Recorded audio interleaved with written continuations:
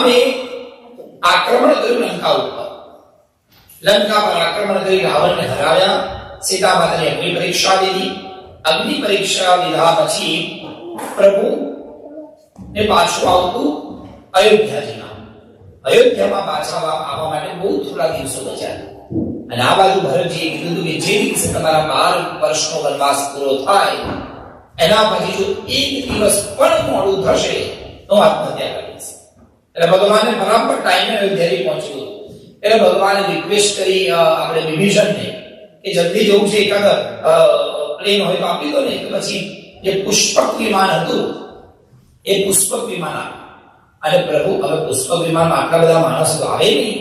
એટલે પ્રભુ રામ, પછી સીતાજી, લક્ષ્મણ, વિભીષણ, હનુમાનજી, સુગ્રીવ, જે મુખ્ય હતા 5-10 જણા, એ પુષ્પક વિમાનમાં બેઠા અને લંકાથી શ્રીલંકાથી ઉડી અને અયોધ્યાજી પહોંચી ગયા.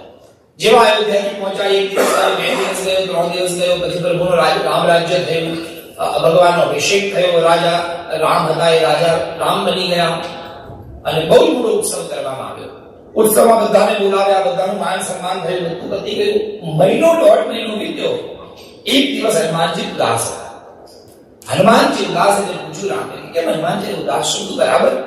તો હનુમાનજી કીધું પ્રભુ એક વાત કહું, બધું બરાબર છે પણ ભગવાન યુદ્ધ કરવા જેવું હતું. આટલા બધા વાંદરાની સહાયતા લીધી, યુદ્ધ પતી ગયું, ભગવાન બધાને ભૂલી ગયા.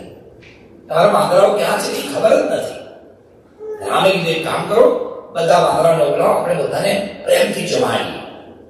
એટલે હનુમાનજી વાયુ વેગે સમાચાર આપી દીધા બધા વાનરોને કે તમારે જમવા માટે આવવાનું છે અયોધ્યાજી. અને ચારે બાજુ સાહેબ ઉત્તર ભારત, દક્ષિણ ભારત, ગુજરાત ને મહારાષ્ટ્ર ને બધેથી બધા વાંદરા અયોધ્યાજી પહોંચ્યા. બોલો જય શ્રી કૃષ્ણ. જાત જાતના ભાતના લંબુ ને વાંદરા ને કોઈ કાળા મોઢા વાળા ને કોઈ અડધી કુંડળી વાળા. જેવા અયોધ્યાજી પહોંચ્યા એટલે અયોધ્યાની બહાર હનુમાનજી મીટિંગ કરી. જો વાનરો આ શહેર છે, અને શહેરમાં ખાવા પીવાની રીત અલગ હોય. જમવા માટે બેસો તો થાળીમાં જે આવે ફટાફટ ખાઈ નહીં ખાઈ જવાનું. પેલા હરિહરનો નાદ થાય, ભગવાનનું નામ બોલાય, પછી જમવાનું. સારું, બધા અયોધ્યામાં પ્રવેશ કર્યો અને અયોધ્યાના લોકો તો જોવાયા, આહા વાંદરાઓ જમવાયા, વાંદરા જમવાયા. મોટી મોટી પંગતમાં વાંદરાઓને જમવા બેસાડ્યા. હવે વાંદરાઓ કોઈ દાડો પંગતમાં જમ્યા નહોતા, પહેલી વાર છે અનુભવ. આવી આઈટમો ખાધે, દાળ, ભાત, પૂરી અને કાળા ચણા. બોલો જય શ્રી કૃષ્ણ. હવે દાળનો કલર એક, પૂરીનો કલર એક, શાકનો કલર એક, પણ આ ચણા જરાક મિક્સ મેચ હતા. ચણા કાળા અને રસો પીળો. એક વાંદરાને આ છે શું, વાંદરાએ એક ચણો લીધો અને આમ જરાક દબાયો. જ્યાં ચણો દબાવ્યો ત્યાં ચણો ઉડ્યો હવા. વાંદરાને લાગી બીક. એ જો હનુમાનજી મને જોઈ જશે તો પનિશમેન્ટ આપશે.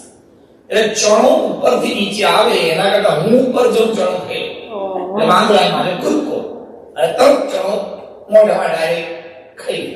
બીજા વાંદરાએ જોઈ ગયો, એને એમ કે આ નવી આઈટમ છે, ચણા બધા ખાધા નથી આપણે, અને કદાચ આ આઈટમ ખાવાની આવી રીત હોય એટલે એને કૂદકો માર્યો, એને ચણો ખાધો, ત્રીજાએ કૂદકો માર્યો, એને ચણો ખાધો. અને આ તો આઈટમ બહુ સરસ કૂદી કૂદી ખાવાય.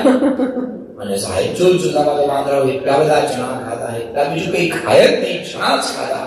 સીતાજીએ કીધું જાઓ વાંદરાઓ ચણા ખાતા રહો. બોલો જય શ્રી કૃષ્ણ. સીતાજી વાંદરાઓને ચણા બહુ ભાવે એટલે જાઓ યાર અયોધ્યા.